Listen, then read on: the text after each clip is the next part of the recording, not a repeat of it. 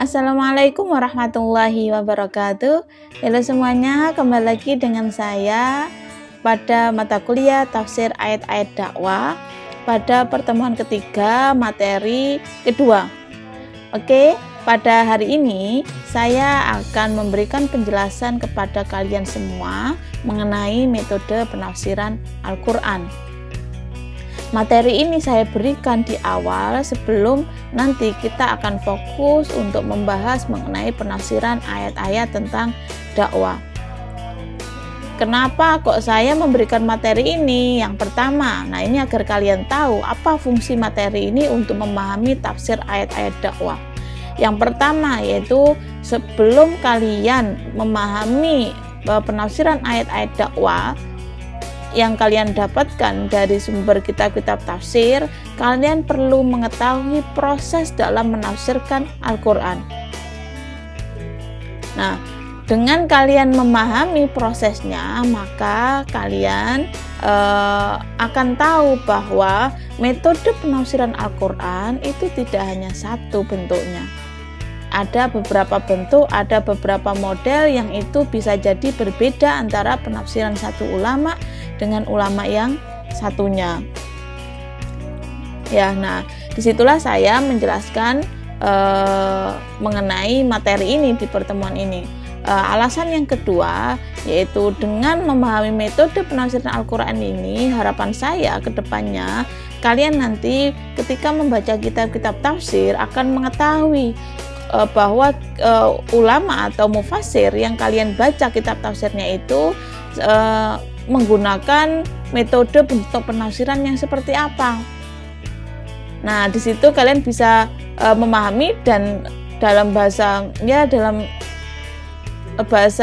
di ajaran kita di Islam ya, bahwa jangan sampai kita memahami sesuatu itu seperti taklid buta kalau dalam fikih. Nah, sebenarnya dalam memahami tafsiran Al-Quran juga harusnya seperti itu. Jangan sampai hanya memahami hasilnya, tapi juga tahu prosesnya dan juga tahu sumber-sumber referensi yang digunakan ketika membaca hasil dari penafsiran ayat-ayat Al-Quran tersebut. Oke, nah itu alasan mengenai materi ini ada di pertemuan ketiga materi kedua seperti itu. Nah, perlu kalian ketahui terlebih dahulu untuk memahami metode penafsiran Al-Quran, kalian perlu tahu bahwa ada dua bentuk penafsiran Al-Quran yang sering digunakan oleh para ulama dalam menjelaskan ayat-ayat Al-Quran di dalam kitab tafsirnya. Nah, di bagian kanan di slide saya itu saya sudah memberikan salah satu referensi yang bisa kalian baca lebih lanjut mengenai metode penafsiran Al-Quran, dan di situ juga dijelaskan mengenai bentuk-bentuk penafsiran Al-Quran,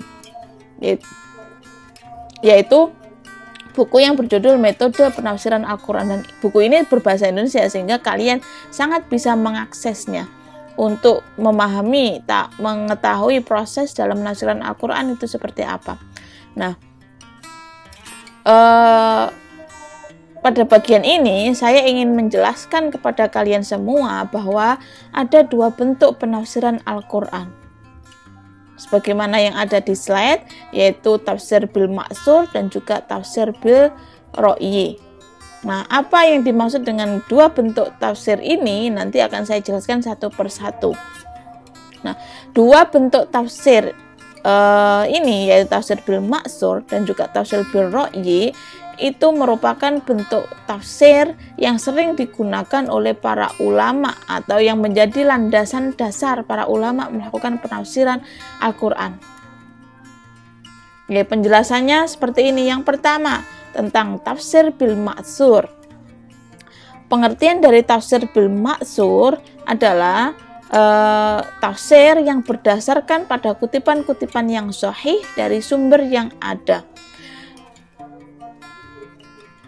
Pengertian ini menunjukkan bahwa ketika menggunakan bentuk tafsir bil ma'sur, maka landasannya adalah kutipan-kutipan yang sudah ada atau referensi-referensinya itu tidak dari si mufasir atau ulama tersebut ketika menafsirkan, tapi ada sumber lainnya.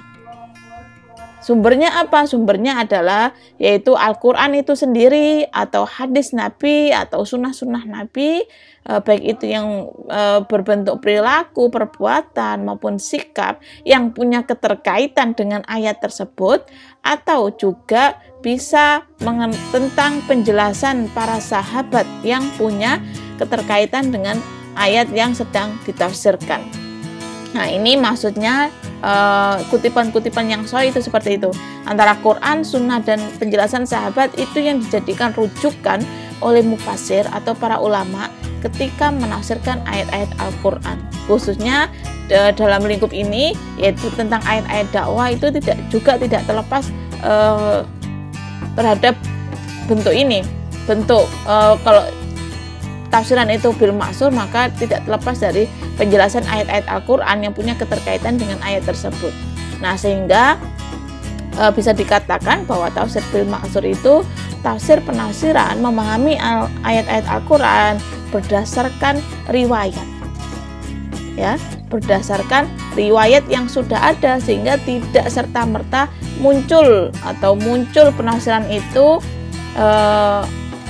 merupakan penafsiran baru yang tidak pernah dijelaskan sebelumnya oleh sumber-sumber tadi, sumber Al-Qur'annya sendiri, atau sunnah atau hadis Nabi, dan juga penjelasan sahabat.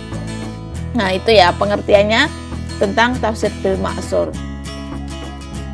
Nah, semoga kalian bisa memahami apa yang dimaksud dengan bentuk tafsir bil ma'sur ini. Nah, contohnya, kira-kira ketika kalian membaca kitab tafsir yang ada yang saya sebutkan ini, nah itu kira-kira contoh bentuk tafsir bil ma'sur yang sering digunakan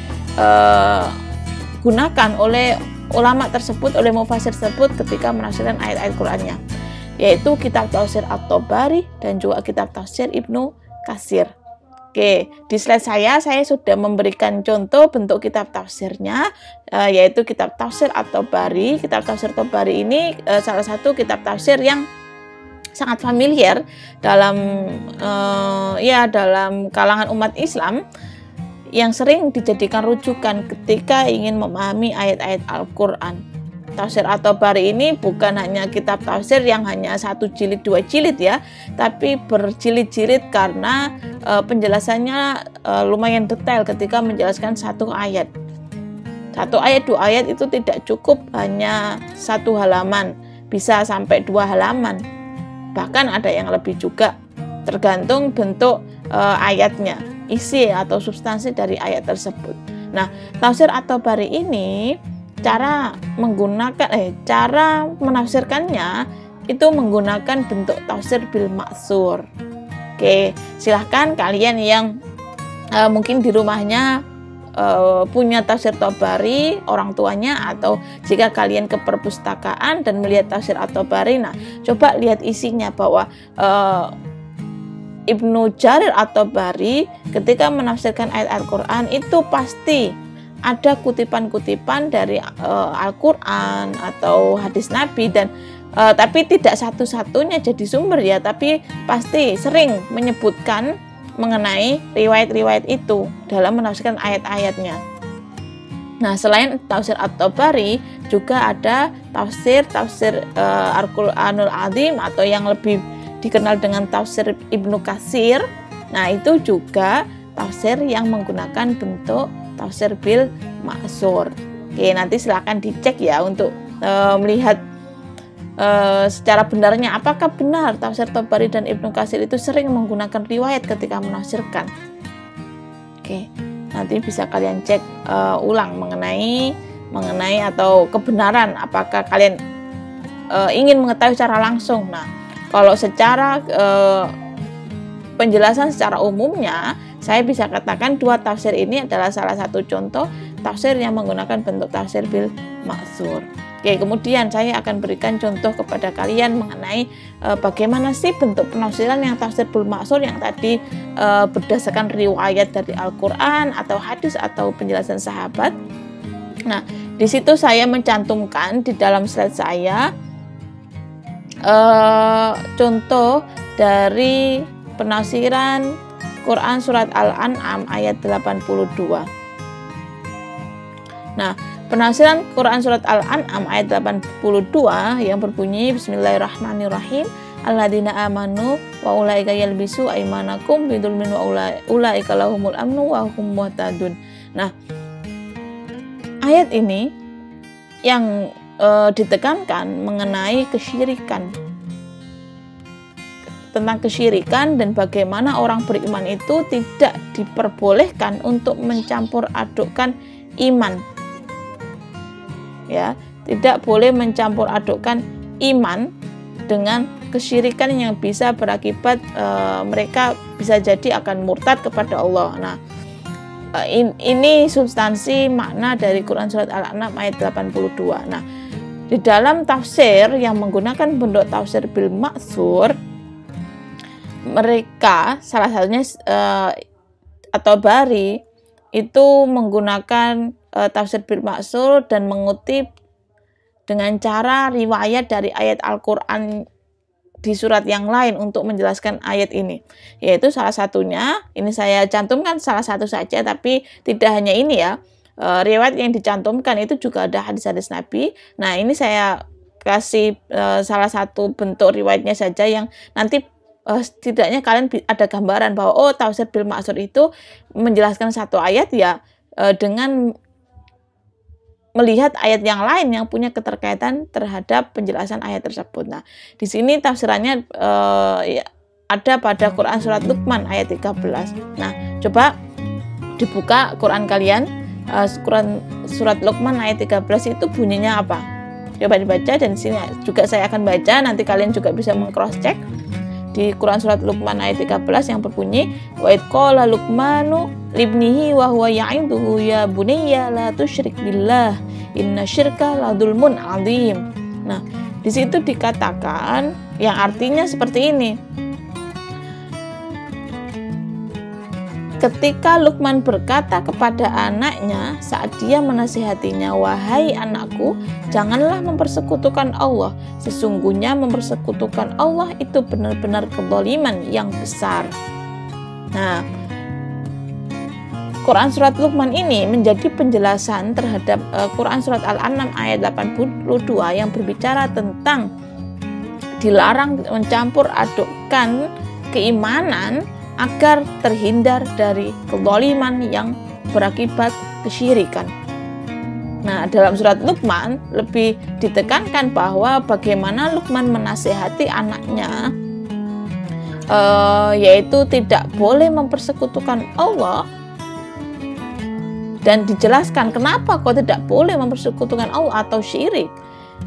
Penjelasannya yaitu karena kezaliman yang besar, bahwa kesyirikan itu merupakan suatu kezaliman yang sangat besar. Nah, kalau di Al-An'am tadi tidak dijelaskan alasan kenapa kok tidak boleh mencampur adukan iman. Nah, di sinilah di Quran Surat Luqman ini ada penjelasan lanjutannya, yaitu karena itu merupakan suatu bentuk kezaliman yang sangat besar. Nah, itu contoh bentuk penafsiran yang menggunakan tafsir bil ma'tsur ya, bisa dipahami ya. Semoga kalian bisa memahami maksud tafsir bil ma'tsur ini ketika menafsirkan ayat Al-Quran, ya mencari ayat Al-Quran lain yang punya keterkaitan atau yang menjelaskan lebih detail lagi, lebih lanjut terhadap ayat tersebut. Yang kedua, tafsir bil ra'yi. Nah, kalau tafsir bil ra'yi pengertiannya adalah kata ra'yi dapat diartikan sebagai keyakinan atau i'tiqad, analogi, kias, dan ijtihad. Nah, ra'yi sendiri itu sederhananya maknanya adalah dengan logika berpikir. Sehingga tafsir bil ra'yi itu lebih menekankan terhadap bagaimana logika ayat Al-Quran itu berjalan, berkembang, dan penjelasannya itu ya sebagaimana yang ada pemahaman dari mufasirnya atau ulama tersebut. Sehingga ada yang mengatakan bahwa tafsir bil ra'yi ini penafsiran Al-Quran yang melalui pemikiran atau ijtihad. Penafsiran yang lebih menekankan diambil dari ijtihad oleh ulama atau mufasir tersebut ketika memahami ayat itu dengan cara sudut pandang yang mungkin berbeda-beda antara satu mufasir dengan mufasir lainnya jika menggunakan bentuk sama-sama bentuk tafsir bil ra'yi. Ada satu mufasir yang menggunakan tafsir bil ra'yi dengan lebih menekankan penjelasan terhadap logika berpikir tentang tata bahasanya atau dengan cara pendekatan linguistik. Nah, kira-kira maknanya seperti apa jika ditekankan terhadap makna-makna dari kata-kata yang digunakan oleh ayat-ayat Al-Quran. Ada juga yang lebih menekankan terhadap corak kesufian, sehingga penjelasannya tidak terlepas akan dikembalikan kepada bagaimana ayat-ayat tersebut itu kembali kepada Allah. Penjelasannya itu tidak terlepas terhadap kembali keimanan kepada Allah. Nah, sehingga tafsir bil ra'yi ini akan menghasilkan beberapa bentuk penafsiran yang bisa berbeda antara satu mufasir dengan mufasir yang lainnya, karena kondisi setiap mufasir itu berbeda-beda. Konteks mufasir ketika menafsirkan Al-Quran itu dalam konteks dan ruang yang berbeda-beda, sehingga akan muncul makna yang berbeda pula tergantung sudut pandangnya dari mana. Kalau sudut pandangnya linguistik, nah pasti penjelasan terhadap penafsiran yang berdasarkan bahasa, makna kata yang digunakan Al-Quran itu akan lebih menonjol atau lebih dominan dibanding dengan mufasir yang menggunakan penafsiran dengan corak tadi, contohnya misalkan dengan corak model kesufian, maka dia tidak akan detail mengenai pergantian atau perubahan bahasa asal bahasa Arab yang digunakan Al-Quran, tapi lebih menekankan bagaimana ayat-ayat tersebut menjelaskan tentang bagaimana caranya ayat-ayat tersebut itu bisa mendekatkan diri kepada Allah, akan lebih menekankan ke situ. Nah, sehingga berbeda kan hasilnya. Nah, itulah yang disebut dengan tafsir bil ra'yi. Oke, kalau berbicara mengenai kapan awal mula tafsir bil ra'yi ini muncul, awal tafsir bil ra'yi ini muncul, bentuk tafsir bil ra'yi ini muncul yaitu ketika masa Daulah Bani Abbasiyah. Nah, dalam mata kuliah sejarah peradaban Islam pasti kalian sudah mendapatkan materi ini, bagaimana perkembangan Islam pada masa Bani Abbasiyah, di mana Bani Abbasiyah ketika itu merupakan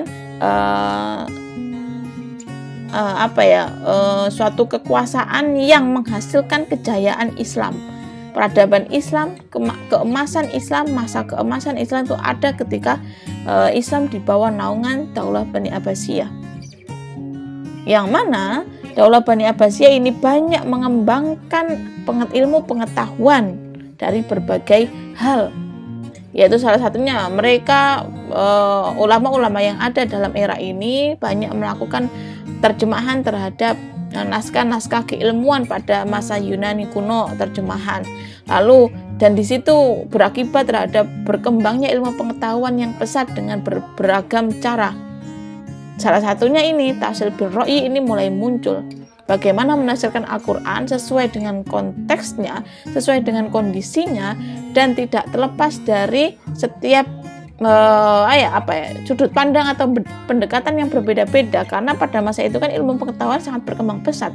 Maka mencoba untuk memahami ayat Al-Quran dengan perkembangan pengetahuan tersebut. Nah, salah satu contoh kitabnya yang masyhur atau yang terkenal bisa kalian akses hingga sekarang, yaitu kitab tafsir Al-Alusi, ya, kitab tafsir Al-Alusi dan kitab tafsir Mafatihul Ghaib. Oke, itu ada gambar yang saya cantumkan. Nah, Ruhul Ma'ani. Nah, kitab tafsir itu salah satu contoh kitab tafsir yang isinya lebih cenderung bentuknya adalah tafsir bil ra'yi. Kitab tafsir Mafatihul Ghaib juga seperti itu. Dan pada masa era Daulah Bani Abbasiyah ini, bentuk-bentuk kitab tafsir yang berkembang itu tidak terlepas dari ideologi yang dipegang oleh mufasir atau ulama tersebut. Misalkan tafsir Mafatihul Ghaib merupakan karya dari Ar-Razi, Fakhruddin Ar-Razi, yang mana Fakhruddin Ar-Razi lebih secara ideologis lebih ke arah pengikut dari Ali. Ya, nah sehingga penjelasannya itu tidak terlepas atau banyak yang menyinggung atau mengaitkan dengan tentang keluarga Ali dan lain sebagainya, seperti itu ya. Nah, itu bentuk dari tafsir birroi yang lebih menekankan pada logika berpikir ketika memahami ayat Al-Quran. Riwayat-riwayat tetap tidak terlupakan ya. Ini menjadi catatan kalian bahwa riwayat-riwayat dari hadis dari Al-Quran itu tetap ada, akan tapi ada tambahan bahwa penafsirannya tidak cukup dengan riwayat saja, tapi perlu ada penalaran dalam memahami ayat-ayat Al-Quran tersebut. Oke, itu tentang bentuk penafsiran Al-Quran. Kemudian saya akan menjelaskan mengenai macam-macam metode penafsiran. Ya, macam-macam metode penafsiran itu ada 4 yang saya sebutkan. Ada yang disebut dengan tahlili, ijmali, muqaran, dan maudhu'i. Nah, apa masing-masing yang dimaksud dengan macam-macam metode penafsiran ini? Saya akan jelaskan satu persatu. Yang pertama, tafsir ijmali. Tafsir ijmali itu apa? Tafsir ijmali adalah suatu metode penafsirkan yang lebih menekankan ketika menafsirkan ayat Al-Quran itu bersifat umum, tidak rinci, global. Bahasa dalam beberapa buku atau penjelasan mengenai tafsir ijmali, pengertiannya itu apa, yaitu bersifat global penafsirannya, tidak rinci satu persatu kata itu dimaknai, ditafsirkan, tapi global secara umum. Kira-kira ayat itu tentang apa, seperti itu. Itu yang penting dengan tafsir ijmali. Nah, salah satu kitab yang kalian kalau lulusan pesantren atau madrasah pasti tidak asing dengan yang namanya kitab tafsir Jalalain ya. Nah, kitab tafsir Jalalain itu salah satu contoh tafsir ijmali. Kalian bisa melihat kan di dalam tafsir Jalalain ketika menafsirkan satu kalimat atau bisa juga malah satu ayat atau beberapa kalimat dalam ayat tersebut, itu dijelaskan tidak banyak yang mengutip riwayat-riwayat dari ayat Al-Quran lain, dari hadis atau bahkan dari penjelasan sahabat, tapi akan lebih menjelaskan langsung kepada apa makna dari kata tersebut atau kalimat itu. Sehingga tafsir Jalalain jilidnya nggak panjang kan, nggak banyak kan, hanya ada 1 jilid, ada juga yang membaginya 2 jilid juga ada. Nah, itu yang disebut dengan tafsir ijmali. Contohnya apa? Contohnya seperti ini.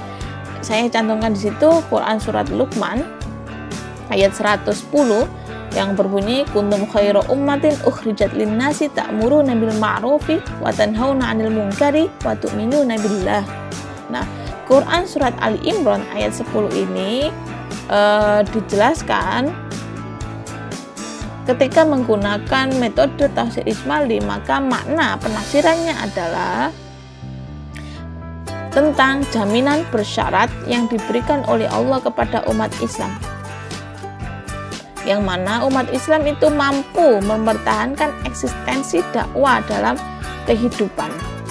Nah, ini kan tidak bentuk tafsir ijmali ini kan tidak memprotoli satu persatu kata di dalam ayat itu kan, tapi lebih umum. Apa sih maksud dari ayat itu? Maksudnya ini di dalam tafsir ijmali lebih menekankan seperti ini tafsirannya, yaitu umat Islam itu harus mempertahankan eksistensi dakwah itu selalu ada dalam diri umat Islam.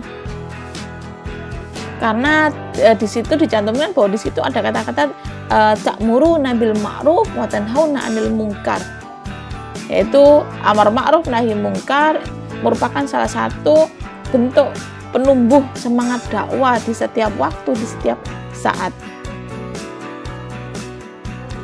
Oke, dan di situ di dalam kitab tafsir tersebut, salah satunya dalam kitab tafsir Jalalain juga menyebutkan bahwa tidak banyak riwayat, atau di situ tidak dijelaskan banyak riwayat dari hadis Nabi atau dari ayat Al-Quran yang lain, hanya ada yang mencantumkan riwayat dari hadis riwayat Tirmidzi yang berisi tentang ini, itu yang saya cantumkan, kamu melengkapi 70 umat, kamulah yang paling baik dan paling mulia di sisi Allah. Nah, ini untuk memberikan stimulus kepada orang yang membaca ayat ini bahwa dakwah itu merupakan suatu kewajiban setiap orang. Bukan hanya kewajiban orang yang berilmu, ulama, orang yang paham agama, enggak. Tapi dakwah itu kewajiban setiap orang. Karena di dalam hadis itu juga tidak dijelaskan bahwa orang yang paling baik itu adalah ulama, ada pendidik dan sebagainya, enggak. Tapi kamulah. Nah, kamu itu kan orang yang membaca hadis itu ya berarti akan menjadi objek bahwa dia punya kewajiban untuk berdakwah sesuai dalam bidangnya. Nah, itu yang disebut dengan tafsir ijmali global. Tidak ada penjelasan detail terhadap satu persatu kata, persatu kalimat dari beberapa sumber yang lain, tapi lebih ke arah langsung to the point lah, bahasa sederhananya, to the point, seperti itu. Kemudian tafsir tahlili.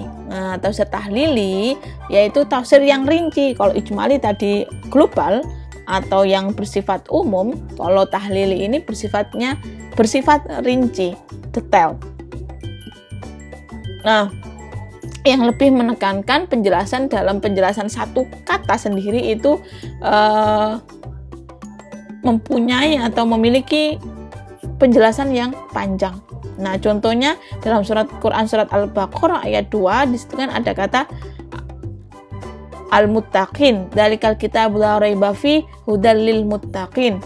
Lil muttaqin. Nah, kata al-muttaqin ini ditafsirkan sendiri dan itu lumayan panjang. Nah, singkatnya seperti ini. Kata al-muttaqin ini ditafsirkan dengan cara melihat di dalam ayat Al-Quran yang lain. Salah satunya adalah Quran surat Al-Baqarah ayat 3-4. Maaf. Nah, di dalam Quran surat Al-Baqarah sama-sama di dalam satu surat yang sama tapi dengan ayat yang berbeda, bahwa kata muttaqin ini maksudnya adalah di ayat 3 dan 4 itu alladzina yu'minuna bil ghaibi wa yuqimunas shalah wa mimma razaqnahum yunfiqun, dan walladzina yu'minuna bima unzila ilaika wa ma unzila min qablik wa bil akhirati hum yuqinun. Nah, yang artinya yaitu mereka yang beriman kepada yang gaib, yang mendirikan sholat dan menafkahkan sebagian rezeki yang kami anugerahkan kepada mereka, dan mereka yang beriman kepada Alkitab, dalam hal ini adalah Al-Quran, yang telah diturunkan kepadamu dan kitab-kitab yang telah diturunkan sebelummu, serta mereka yakin akan adanya kehidupan akhirat. Oke, kata al-muttaqin, orang-orang yang muttaqin, orang-orang yang bertakwa itu siapa? Nah, penjelasannya adalah ya mereka-mereka yang beriman, yang percaya terhadap segala hal yang ada, yang itu merupakan ciptaan Allah, dan juga mereka yang melakukan syariat agama, yaitu mendirikan sholat, lalu juga memberikan sebagian hartanya kepada orang lain. Dan siapa lagi? Yang pastinya orang yang beriman kepada ayat-ayat Quran dan mengamalkannya, dan meyakini terhadap adanya hari akhir dan juga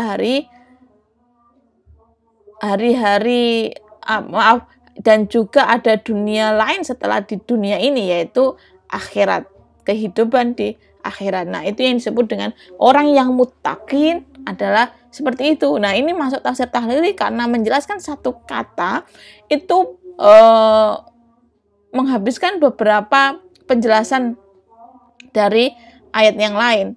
Bagaimana jika menafsirkan dengan tafsir tahlili dengan full di dalam ayat 2 dalam surat Al-Baqarah itu. Nah, itu contoh tafsir tahlili ya, detail.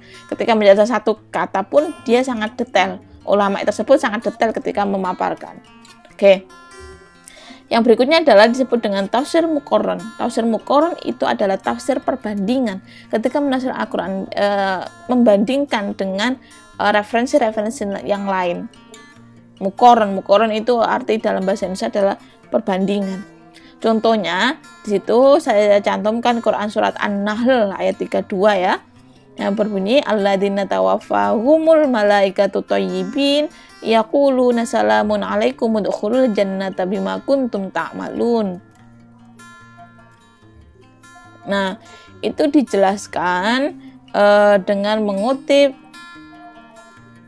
hadis Nabi yang berbunyi wa'lamu annahu liman yanju ahadum minkum bi amalihi, yang artinya ketahuilah bahwa tidak akan beruntung salah seorang pun di antara kamu, atau yang maksudnya adalah tidak beruntungnya adalah masuk ke surga disebabkan perbuatannya. Nah, mufasir yang menggunakan bentuk metode tafsir muqarron dengan membandingkan penafsiran ayat tersebut dibandingkan dengan sumber lain, referensi yang lain, di sini membandingkan dengan hadis Nabi, maka hasil penafsirannya seperti ini. Yang pertama, dengan menganut pengertian harfiah di dalam hadis yang sudah saya sebutkan tadi, yang hadis yang tentang wa'lamu annahu liman yanju yang saya cantumkan di slide itu, yaitu bahwa orang-orang tidak masuk surga karena amal perbuatannya. Oke, tetapi karena ampunan dan rahmat Tuhan.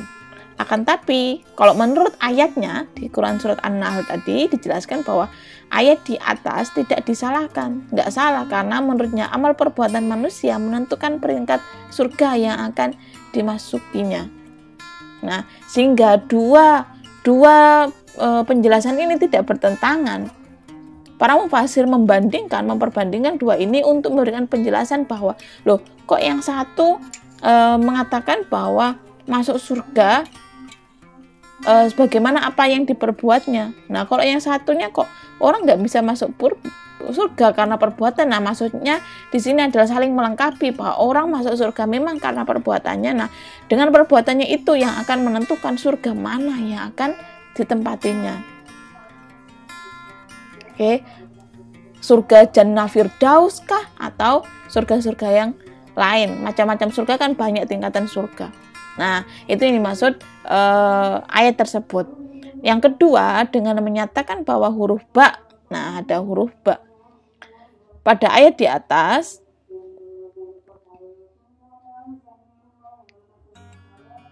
Berbeda konotasinya dengan yang ada pada hadis. Pada ayat berarti imbalan, sedangkan pada hadis berarti sebab. Kalau dalam ayat situ ada kata bima kuntum ta'malun. Kalau di dalam hadis adalah bi amalihi. Nah, dua bentuk huruf kata bi, lafadz bi, huruf bi itu mempunyai makna yang berbeda. Kalau di dalam ayat bima kuntum ta'malun itu artinya imbalan, lebih mengarah pada makna keimbalan, sesuatu yang akan diberikan oleh orang yang melakukan itu, yaitu tadi kalau orang berbuat baik, perbuatannya baik, maka dia akan memasuki, imbalannya adalah akan dimasukkan surga sesuai perbuatannya itu. Tingkatan surga yang berbeda sesuai perbuatannya. Nah, kalau yang di hadis bi ini yang berarti sebab, di sini lebih menjelaskan bahwa keberuntungan seseorang di dunia itu tergantung dari atau disebabkan oleh amal perbuatannya. Oke, bisa dipahami ya mengenai bagaimana tafsir muqarron, mufasir ketika membandingkan, menafsirkan suatu ayat itu tidak cukup dari ayat tersebut, tapi juga membandingkan dengan sumber lain, riwayat yang lain, baik itu dari ayat Al-Quran sendiri atau dari hadis yang punya keterkaitan terhadap makna tersebut, dan dibandingkan apakah ada persamaan atau mereka saling melengkapi dan lain sebagainya. Nah, itu tafsir muqarron. Dan yang terakhir adalah tafsir maudhu'i. Tafsir maudhu'i, nah itu saya cantumkan salah satu buku yang bisa kalian akses untuk memahami tentang tafsir maudhu'i, yaitu bukunya Abu Hay Al-Farmawi yang berjudul Metode Tafsir Maudhu'i. Ini yang sudah terjemahannya ya, yang berbentuk masih bentuk kitab yang berbahasa Arab juga ada, tapi kalian bisa mengakses. Nah, untuk mempermudah kalian, tafsir maudhu'i yang sudah berbahasa Indonesia ini bisa kalian akses. Masih banyak orang yang menjualnya, atau di perpus juga ada kok, saya pernah lihat. Nah, tafsir maudhu'i ini yang dimaksud adalah menafsirkan Al-Quran itu tematik, berdasarkan temanya. Contohnya, tafsir tentang tujuan dakwah. Ayat Al-Quran tentang tujuan dakwah. Nah, kalau menggunakan tafsir tematik, maka yang harus dilakukan apa? Nah, seperti ini yang dilakukan. Yang pertama tadi kan menentukan tema sudah, ini menetapkan tema tertentu sudah ditetapkan tadi kan, tentang ayat-ayat tujuan dakwah, ingin melihat tafsiran terhadap ayat tersebut. Nah, langkah kedua apa? Langkah kedua adalah silahkan mencari, menelusuri ayat-ayat lain di surat-surat yang lain yang punya makna yang hampir sama, yang isinya tafsirannya, atau kalau sebelum ke tafsirannya, yaitu artinya itu yang hampir sama dengan ayat yang akan dibahas, yaitu tentang tujuan dakwah tadi. Silakan dikumpulkan, dilihat ada berapa ayat sebenarnya dalam ayat Al-Quran yang sama-sama membahas tentang tujuan dakwah. Ya. Nah, kemudian langkah berikutnya adalah menyusun berdasarkan kronologi turunnya. Lihat satu persatu asbabun nuzulnya. Bagaimana asbabun nuzulnya? Bagaimana cerita ketika ayat-ayat tersebut diturunkan? Konteksnya seperti apa pada masa dulu, pada masa Nabi?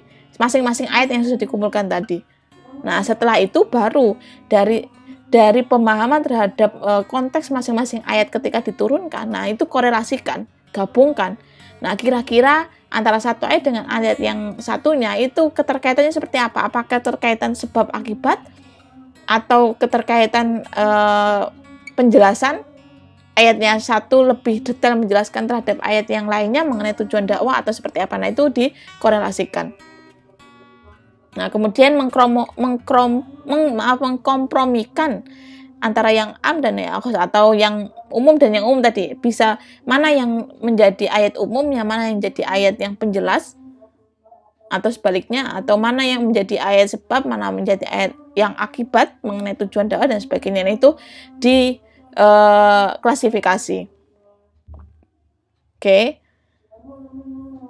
Nah, setelah itu bisa dilakukan penjelasan dengan mengutip dari riwayat-riwayat yang lain, baik itu dari hadis-hadis Nabi atau dari penjelasan sahabat, penjelasan para ulama yang lain, mufasir yang lain tentang ayat tersebut. Nah, di situ nanti akan memahami bahwa tema yang sama, yaitu tentang tujuan dakwah di dalam keseluruhan ayat Al-Quran itu berbicara tentang tujuan dakwah yang seperti ini. Oke, itu yang dimaksud dengan tematik. Ya. Nah, contohnya seperti ini. Contoh tafsir maudhu'i, yaitu seorang dai. Ini ada seorang dai yang ingin melihat tentang persoalan puasa, ingin menyampaikan dakwah tentang persoalan puasa. Maka jika pendai tersebut menggunakan metode tafsir maudhu'i, maka harus fokus untuk mengumpulkan dalil-dalil atau ayat-ayat Al-Quran dan hadis juga yang berkaitan tentang topik puasa. Ya. Nah, sehingga persoalan mengenai puasa dapat dipahami secara menyeluruh oleh para audien. Nah, tujuan dengan bentuk metode tafsir maudhu'i ini agar pemahaman orang itu komprehensif ketika memahami suatu hal. Kira-kira keseluruhan ayat Al-Quran berbicara tentang puasa itu seperti apa? Oke, itu tujuan bentuk metode tafsir maudhu'i. Nah, berbicara tentang puasa tadi, ada beberapa ayat yang berkaitan, yaitu Al-Baqarah ayat 183, Al-Baqarah ayat 184, sama Quran surat Al-Maidah ayat 189 dan ayat 95. Nah, coba kita lihat ya, Al-Baqarah ayat 183. Itu seperti apa bunyinya? Oke, tentang puasa. Yaitu seperti ini. Bismillahirrahmanirrahim. Ya ayyuhalladzina amanu kutiba alaikumusyamu kama kutiba alal ladzina min qablikum la'allakum tattaqun. Yang berisi tentang seruan kepada orang-orang yang beriman. Ya ayyuhalladzina amanu, wahai orang-orang yang beriman, diwajibkan kalian semua itu untuk berpuasa. Tujuannya adalah agar lebih bertakwa kepada Allah. Nah, Quran surat Al-Baqarah ayat 84 juga berbicara tentang puasa. Ayyaman ma'dudat faman kana minkum maridan aw ala safarin fa iddatun min ayyamin ukhra wa 'alal ladzina yutiqunahu fidyatun ta'amu miskin faman tatawwa khairan fa huwa khairul lah wa antasumu khairul lakum in kuntum ta'lamun.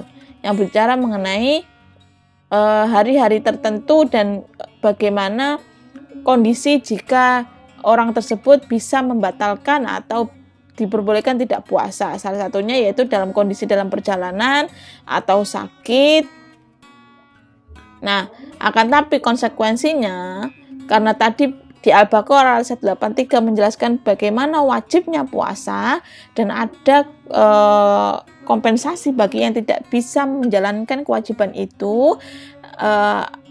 Akibatnya orang yang tidak bisa menjalankan kewajiban puasa itu dengan tadi syaratnya itu karena sakit atau bepergian, maka wajib untuk mengganti atau juga ada yang membayar fidyah, membayar gantinya, yaitu baik itu dengan ganti mengqadha puasanya atau membayar berbentuk sodako atau berbentuk makanan pokok yang diberikan kepada orang miskin.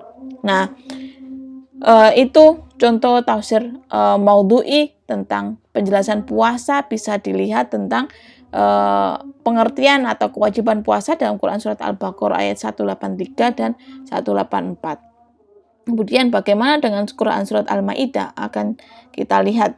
Surat Al-Maidah 189. Silakan kalian juga melihatnya ya, bisa yang sedang memegang mushaf Quran atau HP, bisa kita lihat. Nah, di dalam Quran saya melihatnya dalam surat 95 saja, yang ini langsung cepat bisa saya buka. Tentang bagaimana wajibnya puasa, ada kewajiban puasa bagi orang-orang yang sedang melakukan haji, melakukan berihram. Nah, ketika orang yang berihram itu melakukan suatu hal yang dilarang, tidak diperbolehkan, salah satunya adalah membunuh hewan buruan, maka di situ ada konsekuensi, yaitu wajib untuk membayarnya atau melakukan puasa untuk mengganti perbuatan tersebut. Nah, ini dalam konteks yang berbeda lagi ya. Oke, dari situ berbicara mengenai puasa, maka mufasir tadi, para dai tadi bisa memahami dan juga bisa menyampaikan pada audiensnya atau kepada orang yang sedang didakwahinya bahwa dengan bentuk metode tafsir tematik ini maka akan komprehensif pemahamannya, tidak hanya sekedar kewajiban puasa tapi juga bagaimana puasa yang boleh dibatalkan, bagaimana orang yang harus membayar puasa dan sebagainya. Oke, itu contoh tafsir maudhu'i.